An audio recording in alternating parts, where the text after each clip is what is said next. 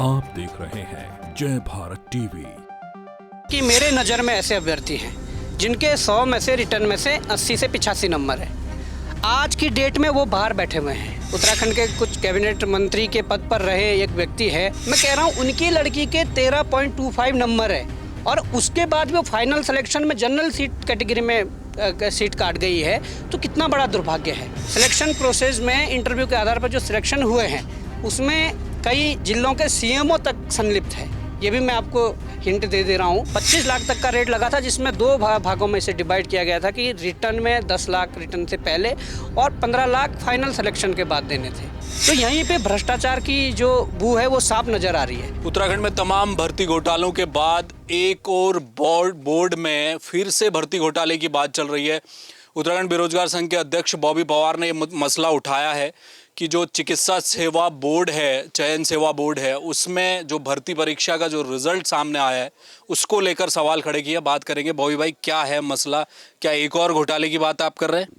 बिल्कुल, जो हमें चीज़ें वहाँ मिली है या जो कुछ वहाँ से निकल कर आया है उस आधार पर उत्तराखंड चिकित्सा सेवा चयन बोर्ड जो है उन्होंने मई 2022 में एक परीक्षा करवाई थी। वो परीक्षा चिकित्सा अधिकारी आयुर्वेद के लिए हुई थी, जिसका 5400 पे ग्रेड जिसके ग्रेड पे है और 5400 आप देख रहे हैं कि एसडीएम के बराबर उसकी सैलरी का जो वो है। तो इसमें क्या हुआ कि 2022 मई के माह में इसकी परीक्षा होती है और उस दौरान जो हमें हमारे सूत्रों से जो अभी कुछ चीज़ें प्राप्त हुई है उसमें जो माफिया तंत्र था जो उस दौरान पूरे प्रदेश में सक्रिय था और बड़े माफिया जो आज भी जेलों के अंदर है उनका इसमें कनेक्शन था और उन लोगों ने 25 लाख तक इस पद के लिए वहाँ पर उनसे पैसों की डिमांड करी थी और इस परीक्षा से पहले 10 लाख एडवांस का जो हुआ था और उसके बाद 15 लाख फाइनल रिजल्ट के बाद उन्हें देने थे। तो उस दौरान सेंधमारी इसमें भी हुई थी। अब कुछ चीज़ें हमारे पास है, वो हम साक्ष्यों के आधार पर हम आयोग में जाएंगे, वहाँ से उनसे मुलाकात करके इस पर जांच के लिए आदेश करवाएंगे। परंतु अब समस्या ये है कि जब ये चीज़ें हुई, इसमें मैं थोड़ा डिटेल में बताना चाहूँगा कि जो परीक्षा हुई, परीक्षा का जो मानक है, परीक्षा के जो पास होने के मानक थे, इतना दुर्भाग्य है कि ग्रेड पे 5400 ग्रेड पे के लिए एक परीक्षा हो रही है और उसमें लिखित परीक्षा का जो इसमें मानक है, लिखित परीक्षा मतलब इन्होंने क्वालिफाइंग कर दिया है। अगर आपने क्वालिफाइंग कर रखा हुआ है तो उसमें कम से कम आपको एसटी, एससी, ओबीसी, जनरल का ये क्राइटेरिया तय कर देना चाहिए था कि इतने नंबर तक जो ले आए वो क्वालिफाइंग है। दुर्भाग्य ये है कि इस परीक्षा में हमारे कैबिनेट मंत्री रहे, उत्तराखंड के कुछ कैबिनेट मंत्री के पद पर रहे एक व्यक्ति है, उनकी पुत्री ने इसमें 100 नंबर में से 13.25 नंबर हासिल किए और उसके बाद लिखित परीक्षा बिल्कुल उसके बाद मैं ये कहूँ कि कुछ लोगों ने लिखित परीक्षा में 70 से 80, 85 नंबर हासिल किए और कुछ लोगों ने 5 नंबर हासिल करके भी मेरिट में जगह बनाई। वहाँ से लिखित परीक्षा से क्वालिफाई, आप इंटरव्यू के लिए सिलेक्ट हो गए। अब इंटरव्यू 60 नंबर का होता है और उसके अलावा 40 नंबर के कुछ और चीज़ें उसमें जोड़ी जाती है, जिसने एमडी करके एक डिग्री होती है उसमें, जिन्होंने वो करा उसका 10 नंबर है और जिसने संविदा पर सरकारी जो हमारे अस्पताल है उसमें काम किया है 20 नंबर उसका है और जो इसमें डिग्री मांगी गई थी उसमें अगर 55% से अधिक जिसका है उसके 10 नंबर रखे गए थे। 40 नंबर ये और 60 नंबर का इंटरव्यू, ये 100 नंबर ये हो गए, ये सिलेक्शन का आधार बना दिया। ठीक है, परंतु मैं ये कहता हूँ कि अगर यूपीएससी के लिए, पीसीएस के लिए अगर ग्रेजुएशन क्वालिफिकेशन मांगी गई है तो क्या अगर उसमें किसी के पास मास्टर्स डिग्री होगी, उसके अलावा बीटेक होगा या कुछ और डिग्रियाँ होगी, क्या उसे कोई परसेंटेज जैसे 10 नंबर का इन्होंने वेटेज दिया है, क्या वो दिया जाएगा? ये मानता के अधिकार के बाहर है। ये बिल्कुल गलत है। आपने 10 नंबर तो ये यहाँ से ले लिए और मुझे नहीं लगता कि ये चिकित्सा सेवा चयन बोर्ड की नियमावली में होगा। मुझे लगता है कि अंदर के जो ये व्यक्ति हैं, चाहे वहाँ के सचिव हो या अध्यक्ष हो या वहाँ के जो लोग हो, जो बोर्ड इनका है, उन्होंने इससे तय किया होगा।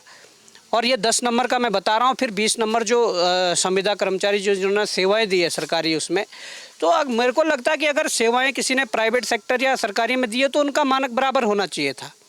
चलो 55% का वो सब पे लागू होता है, उसके लिए हम कुछ नहीं बोल रहे। 10 नंबर का वेटेज ये हो गया जो मैं कह रहा हूँ।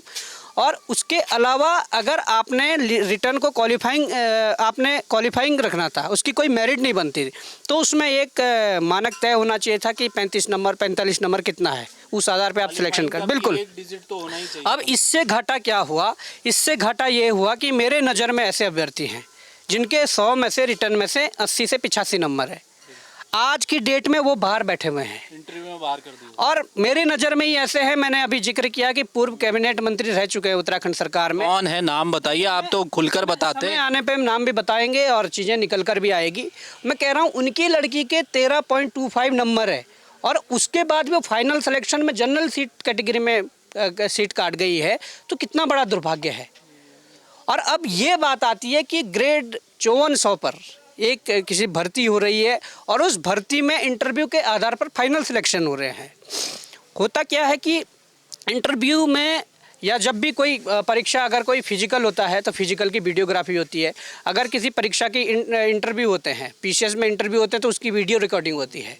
आप अगर प्रवक्ता के लिए इंटरव्यू कर रहे हैं, प्रवक्ता भर्ती के लिए, उसकी वीडियो रिकॉर्डिंग होती है। आपने 5400 ग्रेड पे की नौकरी के लिए इंटरव्यू करवाया और उसकी कोई वीडियोग्राफी नहीं हुई।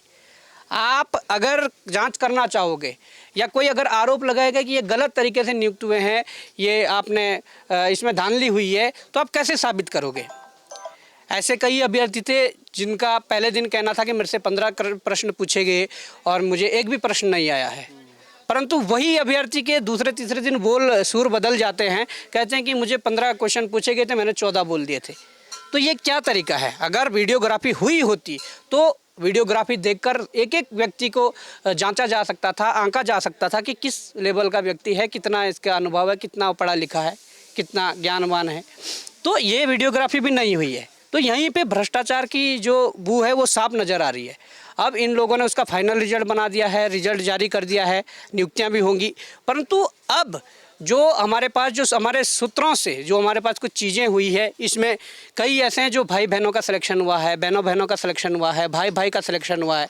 मैंने बिल्कुल, और ये कैबिनेट मंत्री का जो मैंने जो दे ही दिया है, अगर 13.25 नंबर वाली लड़की का सिलेक्शन हो सकता है, 86 नंबर वाली लड़की बाहर हो सकती है, तो ज़मीन आसमान का अंतर है। तो ये जो सारी चीज़ें हैं, हमने इसकी फ़ाइल तैयार लगभग कर ही दी है। कुछ और चीज़ें हैं जो हमारे पास आनी है, उसके उपरांत वहीं आयोग में जाकर इनसे बात की जाएगी। अगर ये जांच के आदेश देते हैं तो ठीक है, नहीं तो वहीं आयोग में जाकर या तो बैठा जाएगा, तालाबंदी की जाएगी, सारी चीज़ें की जाएगी। क्योंकि इसके बाद जो दूसरी भर्ती इन्होंने करवाई है, अभी लैब टेक्नीशियन के लिए 2 जुलाई को एक परीक्षा हुई है, उसमें हमने आयोग में जाकर उन पर बात रखी कि आपने जो वेबसाइट का एक लिंक था, उस लिंक में कुछ 5, 7, 10 चैप्टर है, और उन 5-10 चैप्टरों में से 500-600 क्वेश्चन लगभग होंगे, उसमें से 4 चैप्टरों में से पूरा पेपर आपने वहीं से उठाकर दे दिया है। किन किन लोगों के पास वो परीक्षा से पहले वो लिंक था, किन लोगों को फ़ायदा पहुंचाने के लिए ऐसा किया गया। क्योंकि अगर कोई पेपर सेट कर रहा है, पेपर बना रहा है, क्वेश्चन बैंक बना रहा है, तो वो तो कोई ऐसा भी नहीं करेगा कि आपने एक ही जगह से उठाकर सारा डाल दिया। ये तो किन्हीं विशेष व्यक्तियों को फ़ायदा पहुंचाने के लिए हरकत की होगी। उसमें भी उन्होंने अभी हमें आश्वस्त किया है कि इस पर बोर्ड बैठक निर्णय लेगा और जांच के लिए जो है उसके लिए कुछ करेंगे, परंतु उसमें भी अभी उसका हमने कोई उसके वो देने के बाद कोई हमने अभी उसका जवाब नहीं लिया कि क्या किया है। अब ये मैटर लेके और वो मैटर लेके वहाँ पर जाकर इस पर हम कार्रवाई के लिए मांग करेंगे। और अगर वास्तव में जिस हिसाब से हमारे जो मुख्यमंत्री है, लगातार पोस्टरबाजी हो रही है और लगातार बड़े बड़े टीवी चैनलों में कह रहे हैं कि हम 2025 तक उत्तराखंड को भ्रष्टाचार मुक्त करना चाहते हैं, तो हमने ले आए हैं और चीज़ें हमने ले आई है, जिसमें मैं कह दूं सिलेक्शन प्रोसेस में इंटरव्यू के आधार पर जो सिलेक्शन हुए हैं उसमें कई जिलों के सीएमओ तक संलिप्त है। ये भी मैं आपको हिंट दे रहा हूँ। सीएमओ के माध्यम से भी कई लोगों का वहाँ पर जुगाड़ लगाया गया है, उनको सिलेक्शन प्रोसेस से गुजार कर उन्हें सिलेक्शन करवाया गया है। ये जो सारी चीज़ें हैं ये वहाँ पर रखी जाएगी। इसके बाद भी अगर चिकित्सा सेवा चयन बोर्ड जो है वो मुकरता है या इस पर जांच नहीं करता है, हमारे मुख्यमंत्री जांच के आदेश नहीं देता है, तो वहाँ पर तालाबंदी होगी, वहाँ पर उसका विरोध किया जाएगा। ये मैं आज कह रहा हूँ क्योंकि हमारे पास जो है वो बिल्कुल कंक्रीट जो चीज़ें आई है वो इसमें हमारे पास है। आपने लिखा कि हाकम सिंह से भी इस पूरे प्रकरण का कनेक्शन है, उसको कैसे इस दावे को प्रूव करेंगे आप? देखिए, मैंने अभी कहा है कि जो लेन देन का 25 लाख तक का चला है, उसमें हाकम सिंह जैसे कई लोग जो हैं, उनके जो हमारे सूत्रों से ज्ञात हुआ है, वो लोग सम्मिलित थे। उस जेल जाने से पहले की ये परीक्षा है।